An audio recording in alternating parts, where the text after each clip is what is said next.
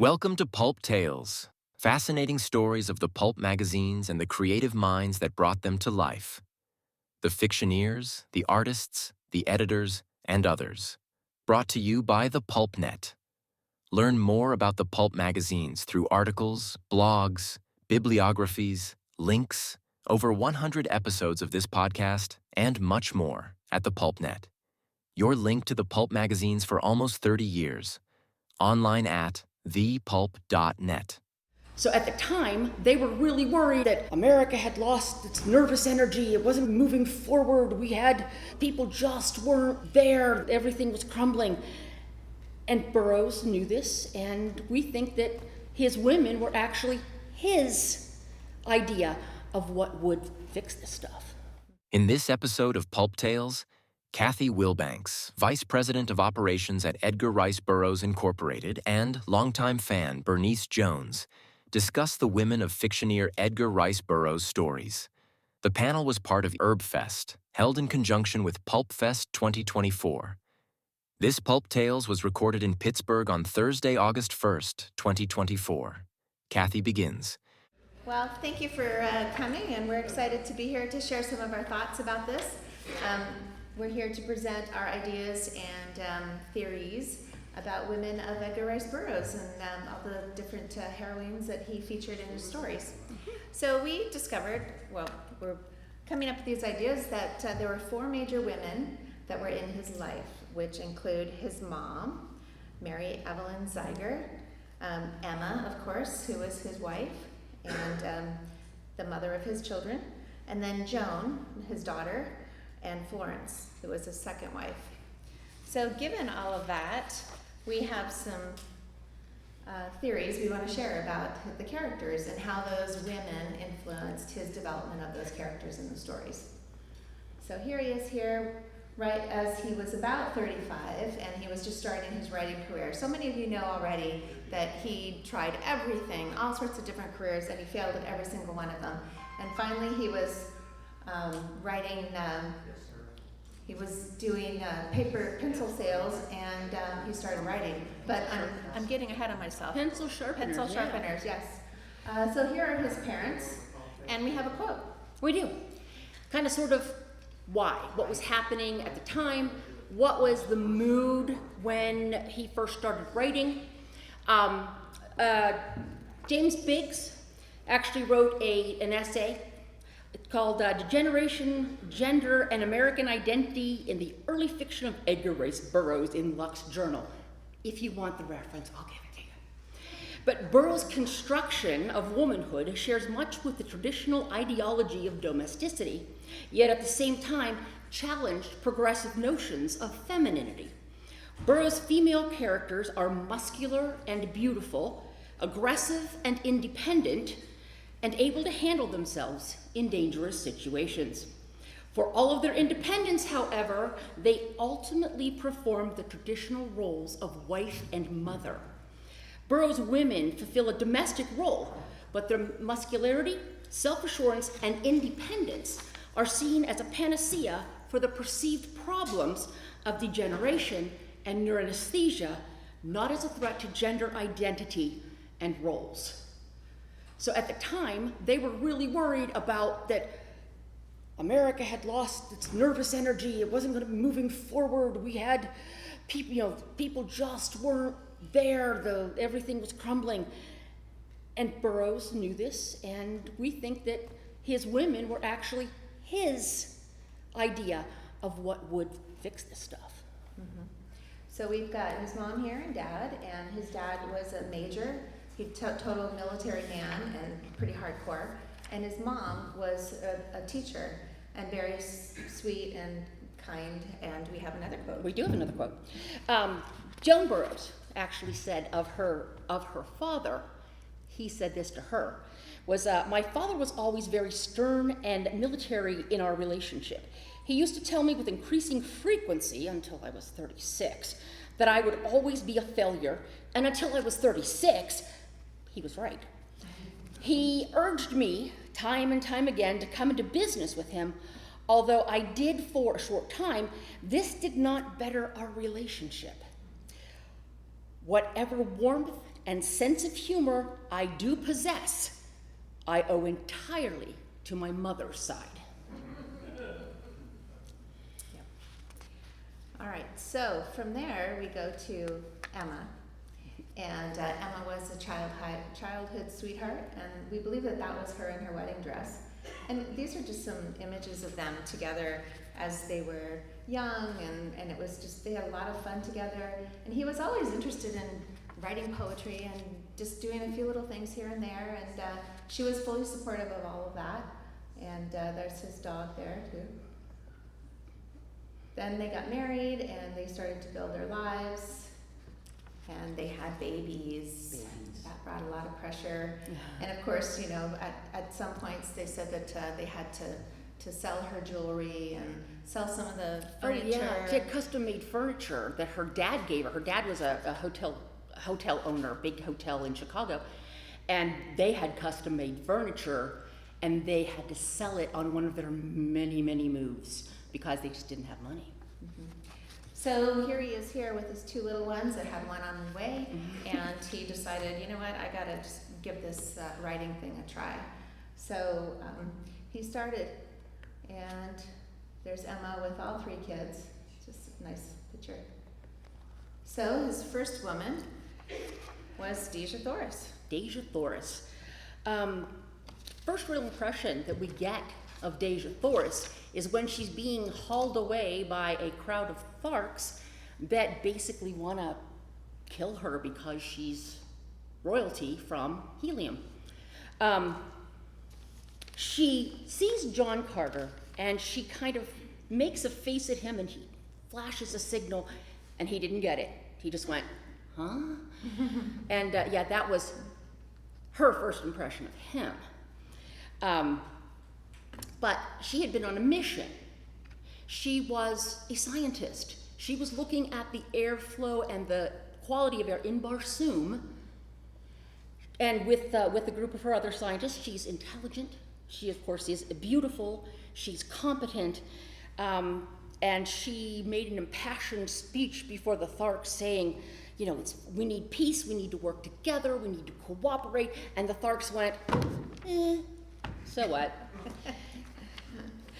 But keep in mind, please, that at the time of writing this very first novel, the Civil War had only ended 46 years previously, which honestly was not a real long time for the damage that had been done in the country. Mm-hmm. And for John Carter, it was like fewer than 15 years had gone between the Civil War and when he jumped to Barsoom. And it's really remarkable that John Carter, a Confederate captain, fell in love with a woman whose skin was red and not white. It says a lot about where ERB's mind was at that time. It would have been unthinkable any other way, but not on Mars. Completely different place, completely different atmosphere. He could do this because no one's going around going, huh? That's not acceptable. Not acceptable, but Not acceptable. But it was on Barsoom, let me tell you. Yep. So I'm one- going to flip through some pictures here too, as you want to continue that. One thing about Deja and John's relationship is Deja is John Carter's lodestone. She is his constant, his center. He always wants to get back to her. We have, Tarzan and Jane split up and wander around and do their own things fairly often. Diane the Beautiful doesn't show up for books sometimes. Chapters and chapters, you don't see Diane at all. Even getting into later, Duare and Carson of Venus. Okay, yeah. But John Carter always wants to be back with Deja Thoris, no matter what happens. There's our most current star, Lynn Collins, as Deja Thoris. She was awesome in the movie. And then we're going to move on to Jane Porter. Jane Porter. Yes, one of my favorites. Mm-hmm. Jane was She started off as like the damsel in distress, where we weren't quite sure how she was going to turn out because she had a different kind of story. Her mom passed away when she was just born, and she was raised by her dad. And there were a couple of influences there that her dad brought to her growing up years. She learned to be cultured. She learned how to be in social groups, and she was actually a little bit religious. She loved adventure. She loved being outdoors. And on some level, she was actually a tomboy. But she was also very cultured and very smart. So she started as a damsel in distress. But once she was placed in the jungle, I think things changed. She did not faint, and she was frightened, and she was smart. She realized that she was out of her element, but she didn't go crazy and just Right. fade away. Right. And I think that Jane Porter was the acceptable mate, because we had John Carter on Mars with a red woman. Well, Jane was the perfect American beauty, and of course Tarzan fell for her. She fell for him too. And then at some point during this whole her character arc, ERB wanted to kill her off, according to Porges. He was like, Tarzan just needs to go and have a great time and have a lot of adventures in the jungle and just be, wild out there. I have one word for you: law. But Emma said no, and so Jane was resurrected later on. But there is kind of a concept that we had that we wanted to talk about. At the beginning of toward the end of the 1800s, beginning of the 1900s, there was a very well-known concept of the dollar princess. A dollar princess was an American heiress, very wealthy. Her parents were very wealthy, but there's one thing that they didn't have and that they had to go buy, and that was a title.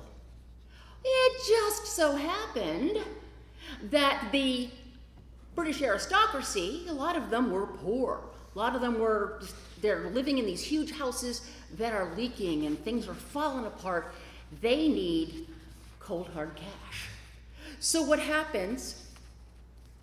The American heiresses do a debutante in London, and they start getting matched up with aristocrats who need cash.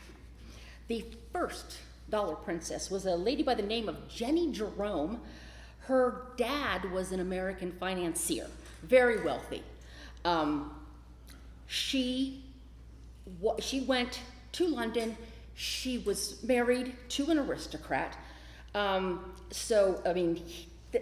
family was, we're not so sure we want you to marry this American girl. She's new money, she's not. And then they found out that her dowry was $250,000, which is $6.7 million today. And then all of a sudden, It was acceptable. Perfect match. Yeah. Now, their marriage, and many of the dollar princesses' marriages weren't good ones, because it was arranged, and usually the aristocrat had somebody else he was lusting after. But she did marry him. They did have 2 sons. You might know one of them. A young man by the name of Winston Churchill. His mom was the original dollar princess. Mm-hmm. Mm-hmm. And I think Jane is a dollar princess. She has wealth. She's got her dad's dad. We see it being hauled around in Tarzan of the Apes. She has land through her mom, and her dad has some money, but William Clayton, yeah, I think he loved her, maybe, but I think that there's a little something else working in there. So, dowry.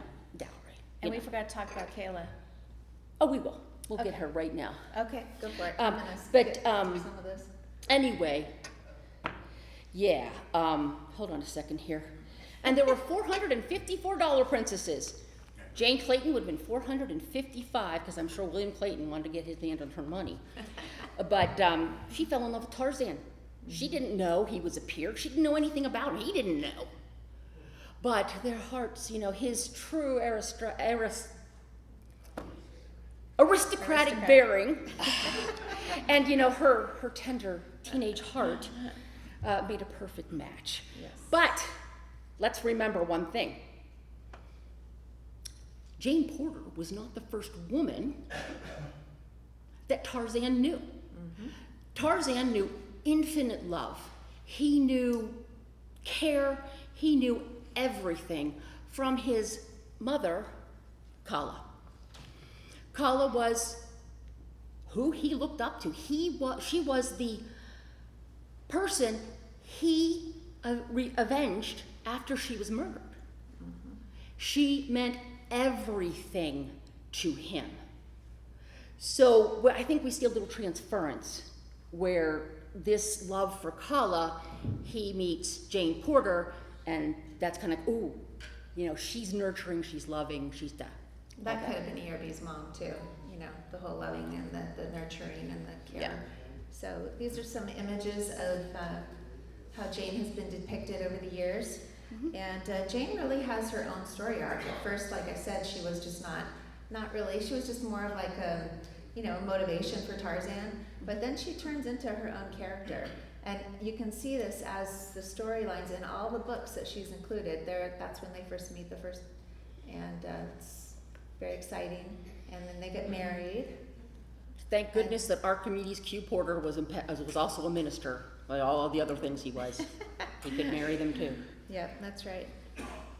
So in Tarzan the Terrible, she actually starts to use a lot of the tools that Tarzan taught her, how to survive, how to observe, how to you know, look at the tracks in the ground, and how to pay attention to the wind and the scent, and actually make weapons on her own. And she really becomes her own at that point.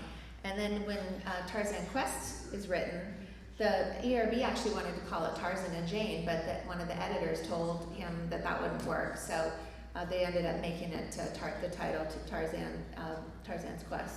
But she actually is a very strong character in her own right.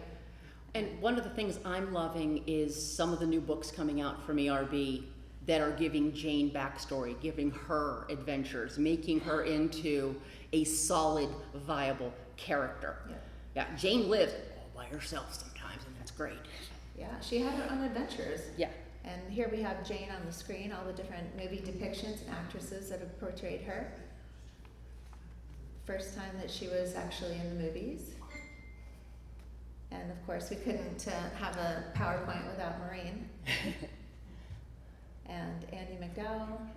And then more recently, Minnie Driver was the voice for the Disney Jane. And of course, Margot. And my daughter-in-law, Charlotte. She's our most recent. She's a pretty princess. She's expecting. She'll be delivering a baby in about 2 weeks, so she doesn't look like that right now.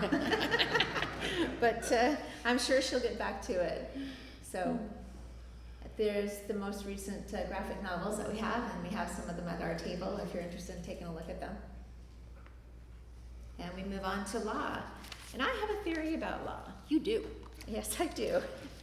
So after a lot of my research, I was reading so many different articles and just talking to everybody about her.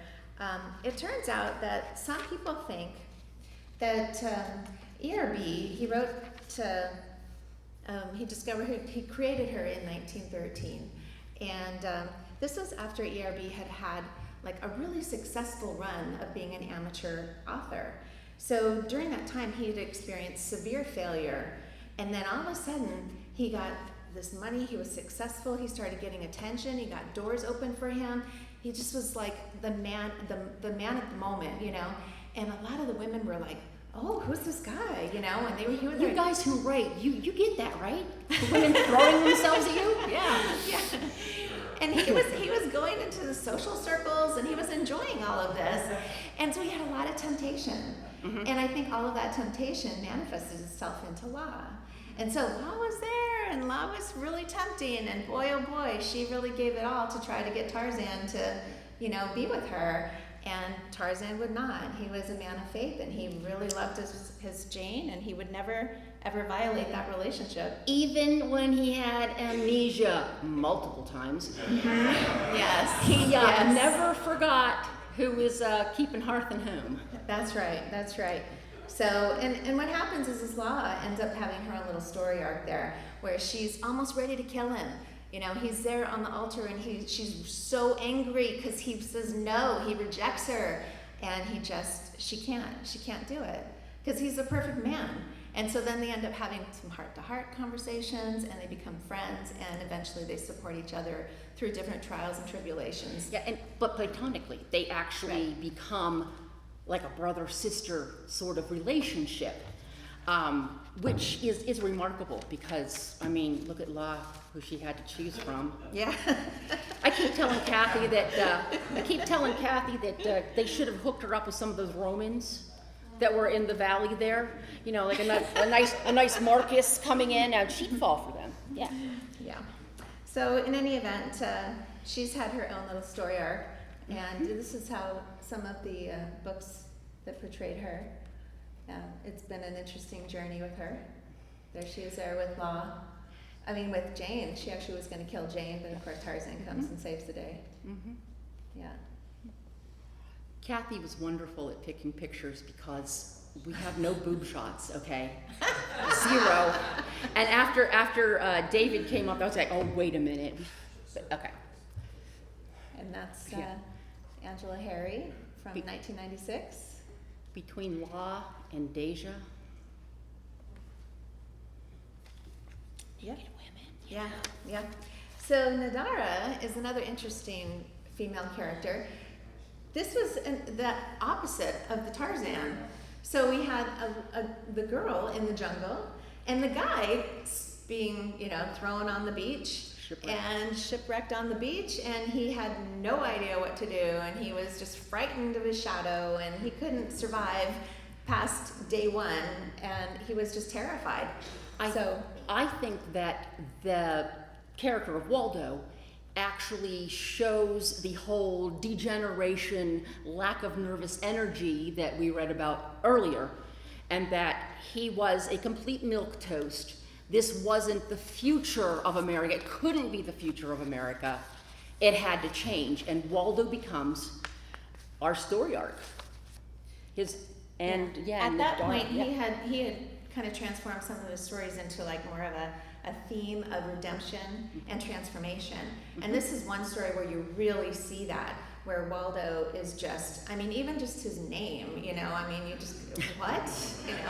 This skinny, sickly guy, and then he transforms into like a Tarzan character, sort of. Mm-hmm. And he could only do it with her assistance, with her help and support. So, again, where ERB is using a female character to propel his male characters because they just need help. I'm kind of surprised that Mummy let Waldo do anything on his own, but yeah. So here's a few images of Nadara when she was featured in some of the books. I love this cover because my husband bought it for me framed from the comic shop.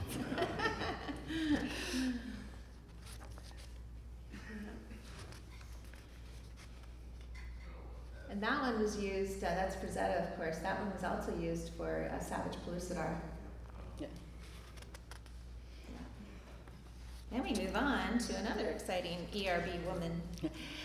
Barbara Harding. You might not have heard of her, because who has read The Mucker these days? I know a few you have. I understand that. I got it.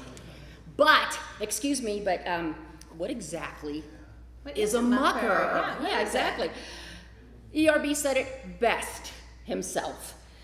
Billy was a mucker, a hoodlum, a gangster, a thug, a tough. When he fought, his methods would have brought a flush of shame to the face of his satanic majesty. Billy is a street boy. Billy grew up in a gang. He led a kindergarten gang when he was 6. He didn't care about anybody. He hated women, he hated other people, he hated cops, he hated everybody, including himself. But, and he caused a lot of issues in Chicago. But he falls in with a gang of pirates, and the pirates hijack the ship that Barbara Harding is on. It's her dad's yacht, okay? So it's hijacked, that girl,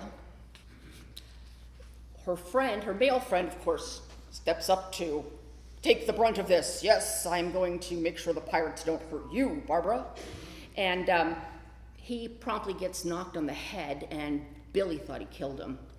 But Barbara walks up and basically tells Billy Byrne, dude, you're messing with the wrong girl. Later, they wind up deserted on an island. Barbara gets kidnapped, and then kidnapped again.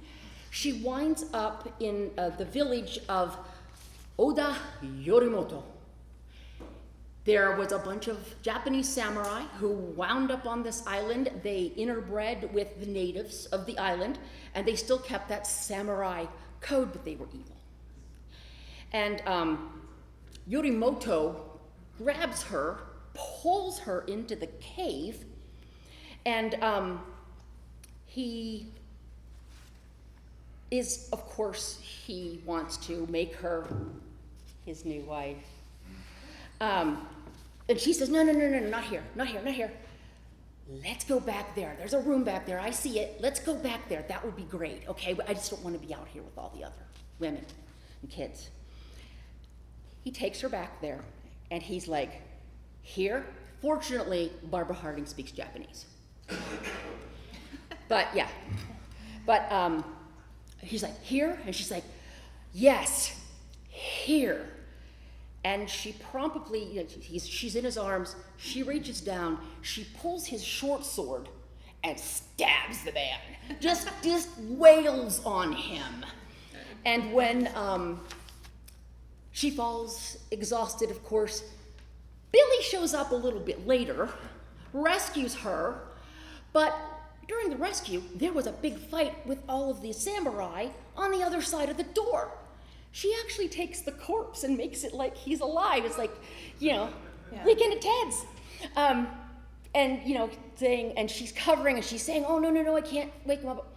And by the time Billy comes in, there's a whole bunch of people who really want their heads. And he tells her, run. Quite literally, he tells her, run, go.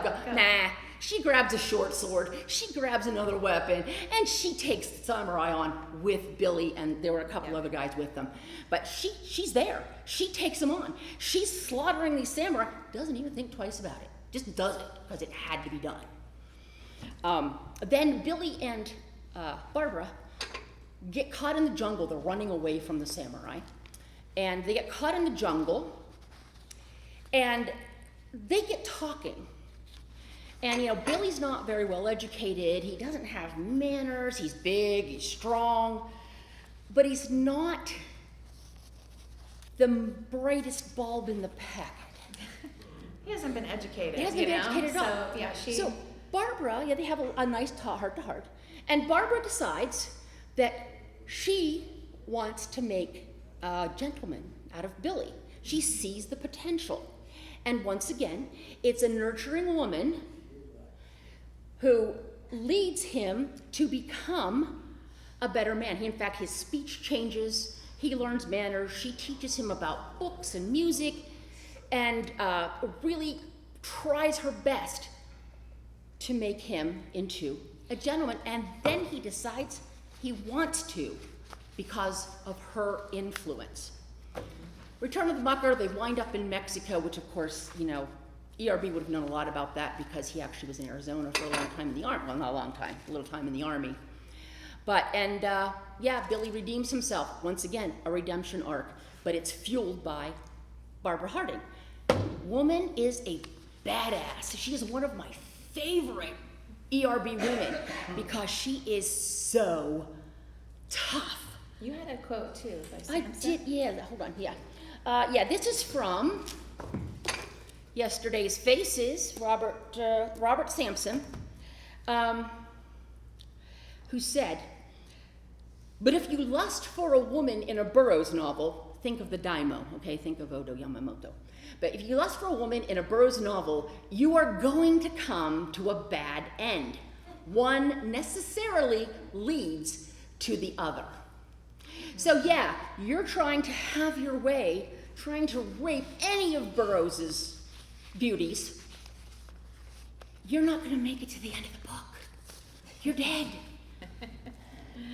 All right, so the next one that we want to discuss really briefly is Maggie Lynch. Yeah, I loved her also. This is the girl from Ferris's. And Maggie Lynch was caught escaping by a cop from Harris's. Harris's was a boarding house of ill repute.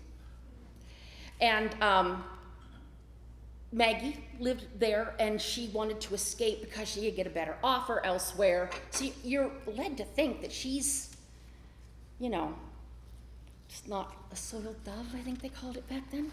She's not, So she goes and she testifies against Abe Ferris, who owned the house. And a man came up to her, one of the grand jury members, and said, you look like a lovely lady, and I really think you have potential. Let's do the redemption arc again. And here is the name of a minister who can help. So why don't you go see him? And I really think that you can turn your life around. She does. The minister's a jerk, but he does help her get into a typing course. She borrows a little money because she's threadbare at this point, and from one of the gang that worked at Ferris's, but she paid him back as quickly as she could. She got new clothes. She became one of the best typists and stenographers in Chicago. Of course, female jobs at the time, but it's beside the point. She becomes her life. Fantastic. She pulled herself up, found her own apartment, made herself valuable to business folks in Chicago. Well, she winds up working at a company, and the boss was gone, but she's doing all this. And the important thing is that when the boss comes back, she finds out that it was the guy who told her that she could pull herself up by her bootstraps at the grand jury. And she recognizes him. He does not recognize her. And by this time, she has already changed her name back to June Lathrop, which was her birth name. There's a lot that goes on. Ogden loses his entire fortune, and he winds up going out west because he's broke, and he remembers he has a ranch out there. Well, it just so happened that June had been run out of town. And she wound up in the same Iowa village that Ogden winds up in. And he starts panning gold. She encourages him. There's not a lot else to do, but I'll bet you can find some gold in that river. And he does, just a little bit at a time. And they reform a friendship. She's working as a waitress in a restaurant.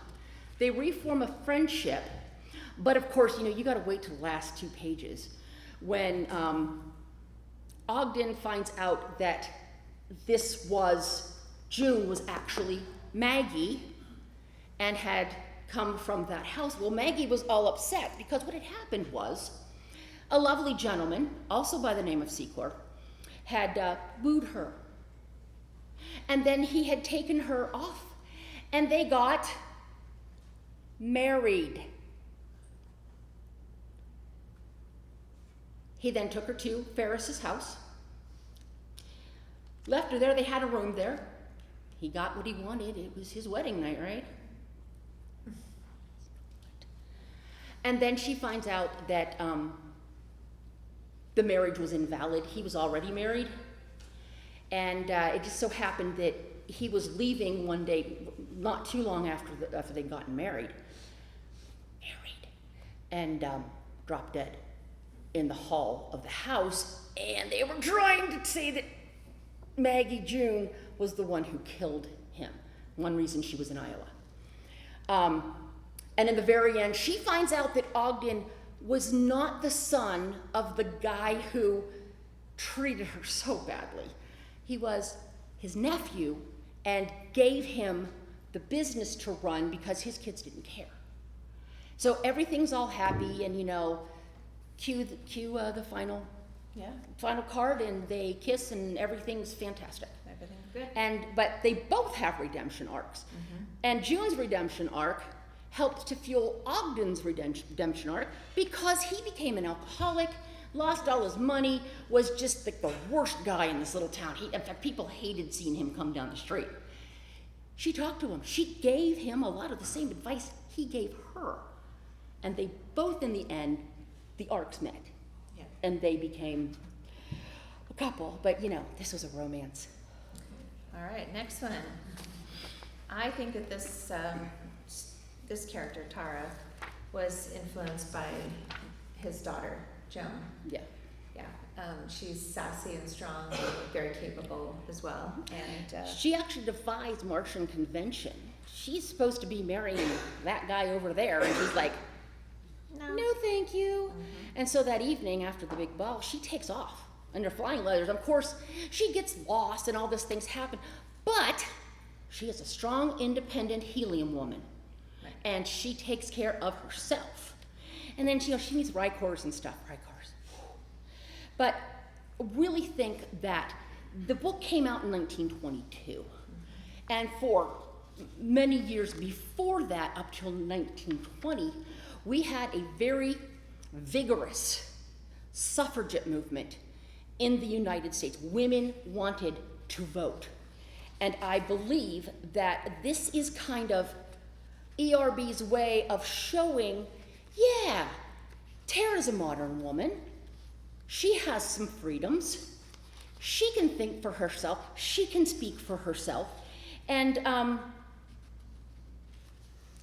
she does. And then she winds up finding her true love, and it's all good too. So here's some image. Yeah.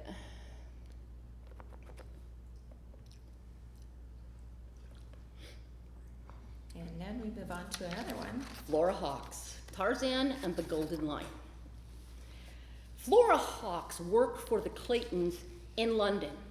So we know that she probably was a lower class London woman who needed to work in someone's house to make a living. Well, Flora was kind of nebby. For those of you who aren't from Pittsburgh, nebby means nosy. And she found out about Opar. So what does she do? She goes, finds a band of ruffians. She hand selects these evil men to come and help her steal gold and jewels from Opar. She's the mastermind. Anything goes wrong, they come to her. They start trying to get out of line, she puts them in their place. And of course, this is the first of, what did you tell me, Henry? 5 different times that a double for Tarzan comes in, Esteban.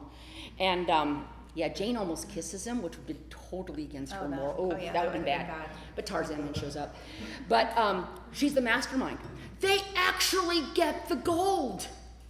They're hauling it out of the jungle, and the Waziri catch them. And they take the gold, and they bury it elsewhere. And but Flora Hawkes was, she wasn't the most moral of women. And but she was smart. She was clever. And a leader. She knew what she wanted. Very much and so. She went after it. Absolutely. Yeah. And she almost got it. And in the end, of course, all of the villains, well, except for Esteban the Double, because he dies in the next book, they all somehow are killed. And Flora's the only one left. She is the last woman standing. What happens? Well, she's a woman. I mean, he couldn't kill off Jane. How is he going to kill off Flora Hawkes, right? So her redemption arc ends when she goes back to work for the Claytons again on their African estate. Yeah. All right, now we move on to Dware. This was written in 1932. Mm-hmm. And this was during a time when ERB was having a little bit of a struggle with his relationship, his marriage and whatnot. So it kind of explains a little bit about why Dware was so love and hate with mm-hmm. Carson. So she was always a little bit I love you, no, I hate you, no, I love you, but I hate you. Yeah. So she was also another strong, independent woman. Exactly, and once again, she defied her father. Mm-hmm. She ran away with Carson. He wasn't even supposed to look at her, but look, he did. And she runs off with Carson, and he then becomes a pariah in her home country. One really interesting nugget is that there's no marriage on Amtor. They don't get married. There's no such ritual, there's no such covenant, there's no such anything on Amtor. Well, yeah, he was divorced in 1934, and we kind of think that maybe with Emma, the issues with Emma, no marriage on Amtor was a really great idea. They did do covenants where they would, pretty much they wanted to stay together, they could. Now, Duare, Carson is very, very intelligent. He's an engineer, he's a pilot, etc., etc. He's not really strong in the common sense department. Duare is very, very focused, very common sense. And she pulls his butt out of the fire several times. In fact, one time he was actually literally hanging on a museum wall. And Duare hears what's going on outside. They're rushing the museum. She goes out, single-handedly takes on an entire mob. Okay, it didn't hurt that she had an airplane, but it takes on this entire mob.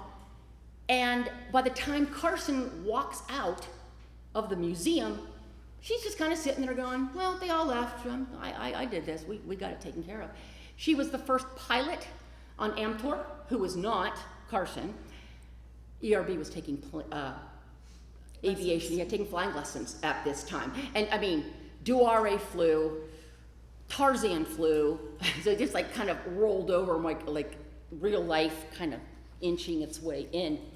But yeah, and she keeps his butt out of the fire a lot of times too. And when they finally fall in love, they fall very hard. But she is my favorite Burroughs princess. I love her. She is just, but yeah, and she's also smart and beautiful like all of his women. Yep. And finally, the last one. Harkus Yamada.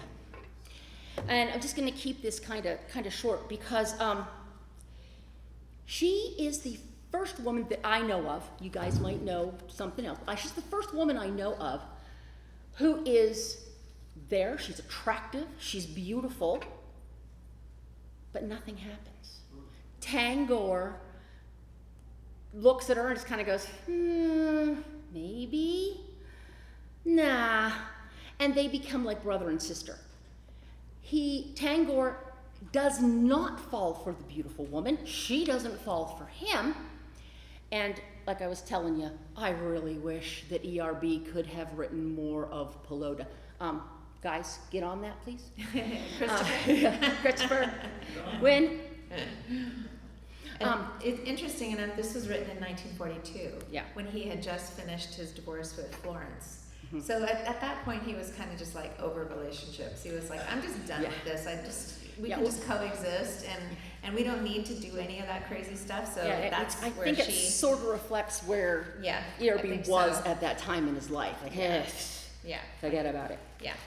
But I want to find out, did she find her true love? Or did he Tangor find his true love out there? But that is what it is. We obviously picked our favorites. Mm-hmm. There are so many more women out there.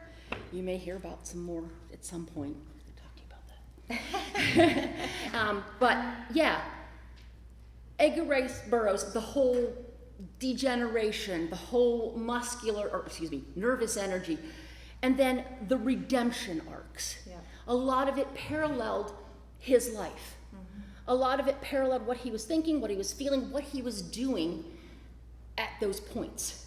Yeah. He did treat women better than a lot of authors at the time, and I will bring up one example, Flash Gordon.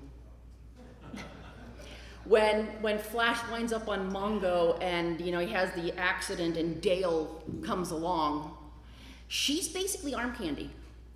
And when she gets into the Mongo and Ming the Merciless sees her and he's like, she's blonde, she's gorgeous, I must have her. And this was in the serials, by the way. So immediately what does he do? He wants to wife her. For no other reason than she's pretty.